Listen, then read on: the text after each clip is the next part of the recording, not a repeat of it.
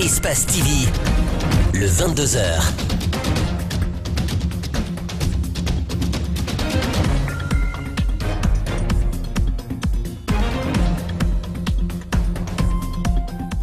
Bonsoir à tous, merci de nous choisir pour vous informer. Bienvenue dans cette grande édition d'information. Tout de suite, les titres. Des polémiques continuent autour du processus de mise en place du Conseil national des jeunes de Guinée. Les jeunes politiques ne digèrent pas l'idée des organisations de la société civile qui souhaitent les exclure du bureau national. Ils comptent user des moyens légaux pour protester. La journée mondiale de la jeune fille a Fria, là-bas comme partout en Guinée, le taux de scolarisation des jeunes filles est encore très bas. Les centres d'apprentissage de divers métiers sont mis en place pour aider les filles qui sont frappées par l'échec scolaire à faire quelque chose de leur vie. Le Burkina Faso rend hommage dimanche à Thomas Sankara. Ce chantre de l'anti-impérialisme, figure titulaire du printemps burkinabé, est devenu un mythe panafricain qui oublie les côtés obscurs de son régime. Le Forum national des jeunes des partis politiques est exclu dans la composition du Conseil national des jeunes de Guinée, une décision que le FONAGEP ne comprend pas et entend avoir des recours pour être rétabli dans ses droits. Cette plateforme de jeunes va user des voies légales pour se faire entendre. Mamadou Sadio Baldé et Lamine Silla ont rencontré l'un d'entre eux pour en savoir plus. Suivi. Le Forum des partis politiques a activement participé au processus de mise en place du Conseil national des jeunes de Guinée. Après l'étape d'amendement des textes juridiques, le FONAGEP constate son exclusion et qualifie la démarche de ségrégationniste. On a retrouvé à partir des amendements que les jeunes des partis politiques sont exclus au sein du Conseil national des jeunes de Guinée. Maintenant, nous nous sommes dit, si réellement c'est le Conseil national des jeunes de Guinée, si l'initiative émane du ministère de la jeunesse guinéenne, impérativement, les jeunes des partis politiques aussi sont inclus. C'est tout ce que c'est bon. On ne veut pas polémiquer seulement, mais qui nous détaille vraiment pourquoi on est exclu. Une invite est faite aux décideurs de revoir les textes juridiques. Mieux, cette plateforme appelle au bon sens des autres structures de la jeunesse pour leur éventuelle intégration. Maintenant, si on dit que c'est le Conseil national des jeunes de Guinée, maintenant nous, partis politiques jeunes, on est exclus au sein de ce conseil, on dira juste que ce n'est plus maintenant le Conseil national des jeunes de Guinée, mais plutôt c'est le Conseil national des jeunes de la société civile guinéenne. Donc on n'a pas accepté cela, et puis hier on était en plénière, on n'a pas accepté, il faut qu'on soit inclus au niveau des activités du Conseil national des jeunes de Guinée. Parce que les textes nous invitent. Le FONAGEP se prive de tout commentaire faisant cas de poursuites judiciaires. Pour l'heure, place au pourparlers afin de dénicher un dénouement à cette crise qui mine le forum. L'intercentrale syndicale vient d'obtenir un accord avec le gouvernement guinéen sur l'un des points de revendication de sa plateforme qui date de février 2017. Cet accord fait suite à plusieurs semaines de discussions entre la CNTG, USTG et le ministère de la fonction publique, de la réforme de l'État et de la modernisation de l'administration. Par ailleurs, la centrale syndicale a fustigé le comportement de certains travailleurs qui ont manifesté ce mercredi contre la Caisse nationale de la sécurité sociale. C'est un compte rendu de Makiso et de Ibrahima Souma rendu par Mamadou Boyi et Diallo. Après plusieurs semaines de négociations entre les syndicalistes et le gouvernement guinéen, seulement le point sur l'indice salarial est obtenu à l'issue de la dernière rencontre. C'est l'une des étapes importantes parmi les 11, selon les syndicalistes figurant sur leur plateforme revendicative. Concernant le maintien de la valeur du point monétaire d'indice à 1030, pour les ministères en charge de la santé et de l'éducation et 977 pour les autres départements ministériels. C'était, comme vous avez constaté depuis 2016, c'était la revendication de l'intersyndicale de l'éducation FSPE-SLEG. L'intercentrale syndicale condamne par la même occasion les mouvements de manifestation organisés par certains travailleurs devant la Caisse nationale de la sécurité sociale le mercredi dernier. Des individus se réclamant d'une organisation syndicale ont envahi dans la journée du 11 octobre 2017 les locaux de la Caisse nationale de sécurité sociale. Au moment de la paye des pensions de retraite, proférant des injures et des menaces. L'intercentrale CNTG-USTG rappelle que ces actes viennent après ceux perpétrés par les mêmes individus à l'inspection générale du travail et au ministère en charge du travail. L'intercentrale condamne ces attitudes irresponsables qui ternissent les relations de travail et portent atteinte à la paix sociale. Les semaines qui suivent seront déterminantes pour l'intercentrale syndicale et le gouvernement quant au reste des 10 autres points inscrits sur la plateforme revendicative. Je vous le disais en titre, la journée internationale de la jeune fille a été célébrée en grande pompe le mercredi dernier à Fria. L'occasion a été mise à profit par les ONG de promotion féminine, les autorités locales pour faire un plaidoyer en faveur de la jeune fille. Il s'agit d'encourager leur éducation et l'apprentissage des métiers. Alceni Bari commente les images de Salifou Lifo Sissé. Un défilé, des pancartes à l'honneur de la jeune fille. Ici, nous sommes à Fria. Aussi étrange que cela puisse paraître, c'est la première fois que la journée internationale de la jeune fille est célébrée dans cette préfecture depuis le premier régime. Voilà une couche qui est laissée pour compte. La jeunesse scolarisée est déjà une jeunesse encadrée. Mais les jeunes filles déscolarisées et non scolarisées, c'est une préoccupation pour nous les autorités à tous les niveaux. Et c'est une priorité du gouvernement guinéen. Comment rendre ces jeunes filles heureuses? Dans cette ville, le taux d'éducation et de formation est en baisse, malgré les efforts fournis par les ONG. Pour l'heure, il s'agit de mobiliser les forces et inviter la jeune féminine à s'activer pour son épanouissement. Ce que je pourrais dire à ces filles, de redoubler d'efforts, parce que le métier ne trahit jamais. Ce qu'elles ont commencé là, je demanderai à ces filles de redoubler d'efforts et de se mettre à la disposition des formateurs pour en bénéficier pour un lendemain meilleur. Nombre parmi ces filles sont conscientes du danger qui plane sur elles si elles venaient à abandonner l'école. À Fria, des centres d'apprentissage sont mis en place. Cette fille a dû quitter son mari pour apprendre la couture et suivre les cours d'alphabétisation. Certes, avec de la peine, mais elle n'a aucun regret. Je me suis instruite à CAPES de Fria pour connaître un peu de la couture. Donc je veux tous mes amis, mes copines, mes parents, tout le monde n'a qu'à aider leurs filles. À la fin de la cérémonie, un document de plaidoyer contenant les préoccupations des jeunes filles a été remis aux autorités. Autre chose dans ce journal, reconnu comme un travail complexe et difficile, l'activité des tâches de l'hôtellerie expose ses employés à des dangers énormes.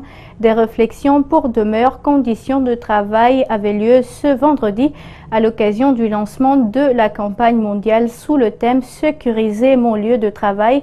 Cette initiative, qui est une première en Guinée, va durer une semaine. Fatoumata Diané, Amara Alexis, la reportage.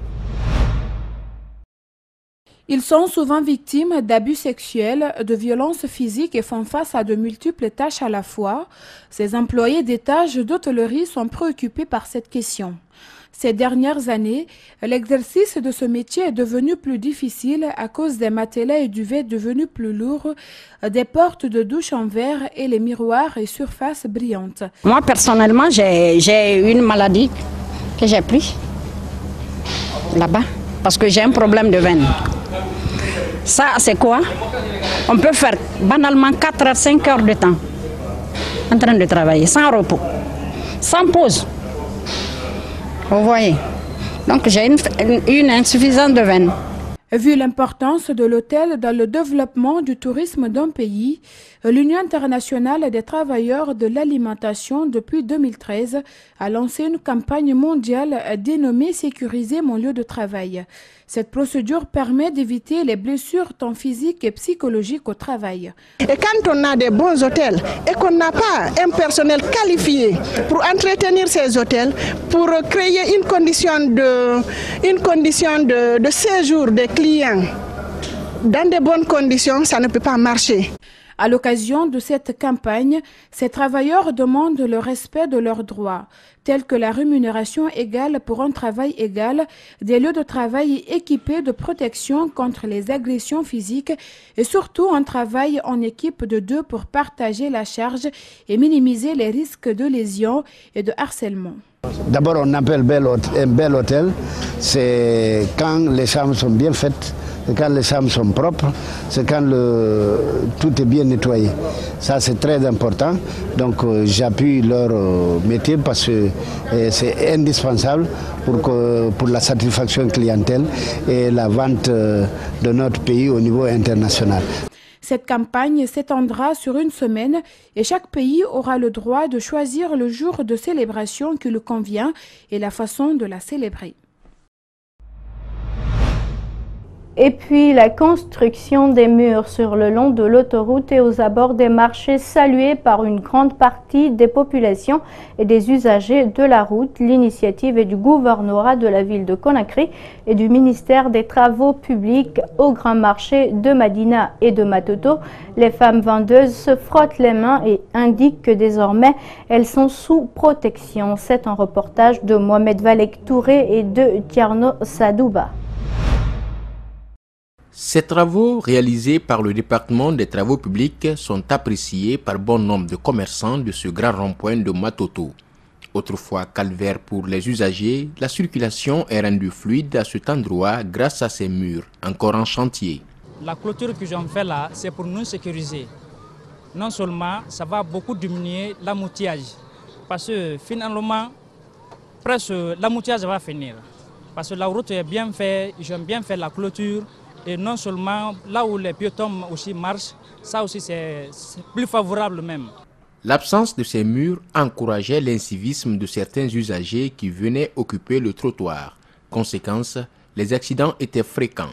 À Madina par exemple, les piétons sont désormais obligés d'emprunter les passerelles pour traverser l'autoroute. Une initiative du gouverneur de la ville de Conakry pour empêcher tout piéton de traverser sur l'autoroute. Ici, chaque fois il y a l'accident. Donc il y a des bandits encore. Dans l'autre position, ça arrange parce que ça arrête les accidents sur les travaux.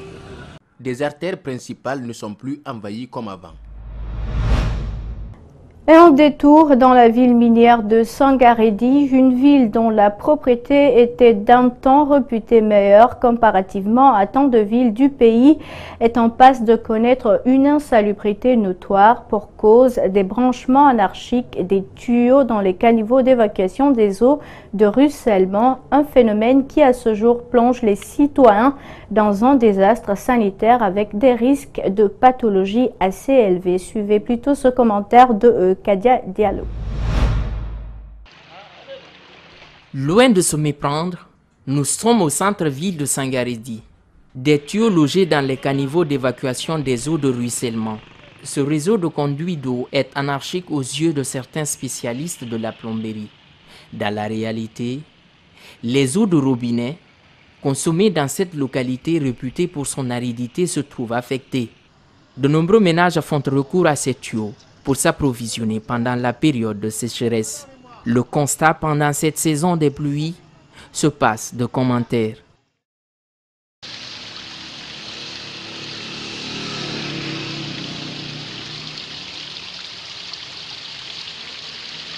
Des tuyaux dénudés, des débris coincés entre les tuyaux, des saletés issues des ménages constatables de visu.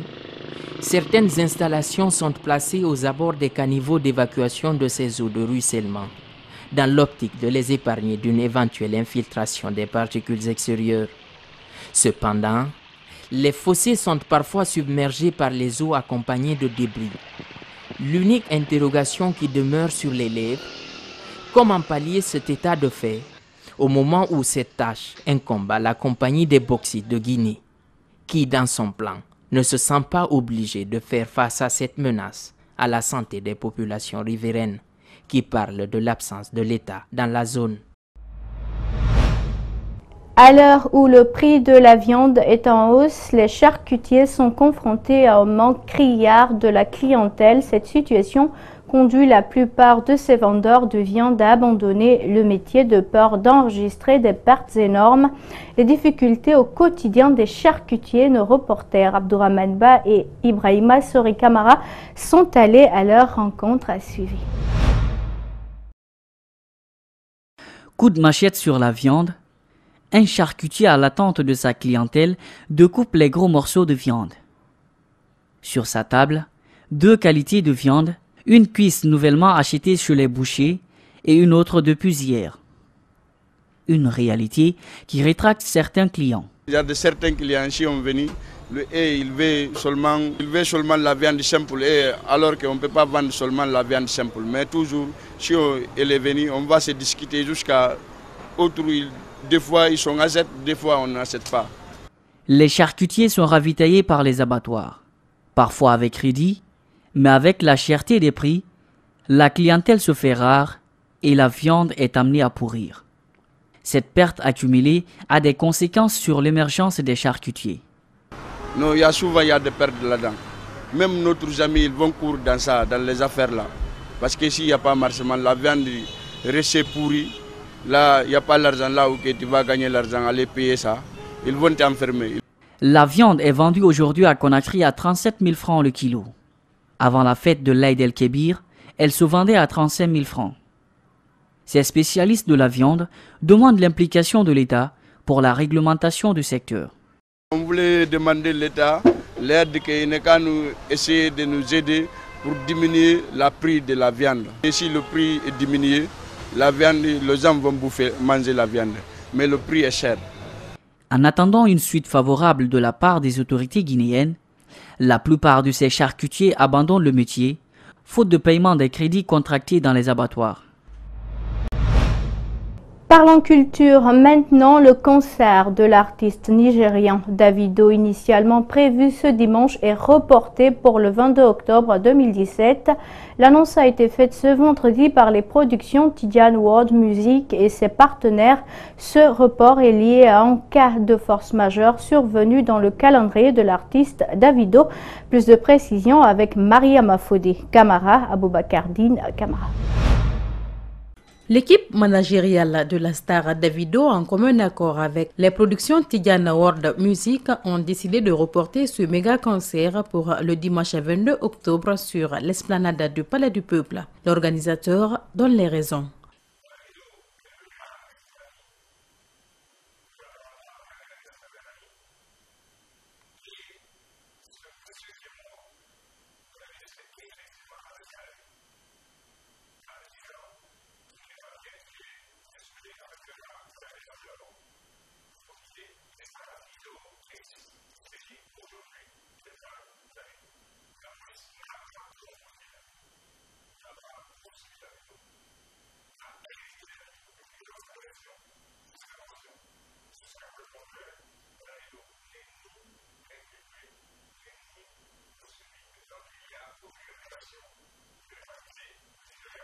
L'équipe de production rassure que toutes les dispositions sont prises pour offrir un spectacle de taille aux Guinéens.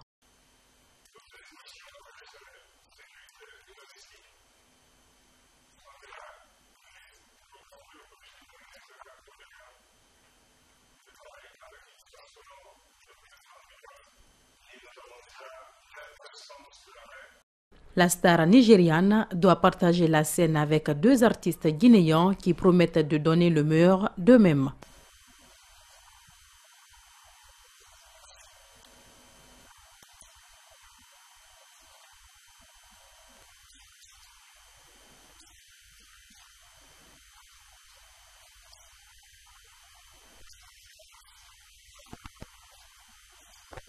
Rendez-vous est donc pris pour le dimanche 22 octobre sur l'esplanade du Palais du Peuple à Kaloum. Et c'est tout pour cette grande édition d'Information à tous. Merci de l'avoir suivi. Merci également à l'équipe de la rédaction ainsi qu'à celle technique. Surtout, restez avec nous. Nos programmes continuent sur Espace TV et passez un excellent début de week-end où que vous soyez. Au revoir.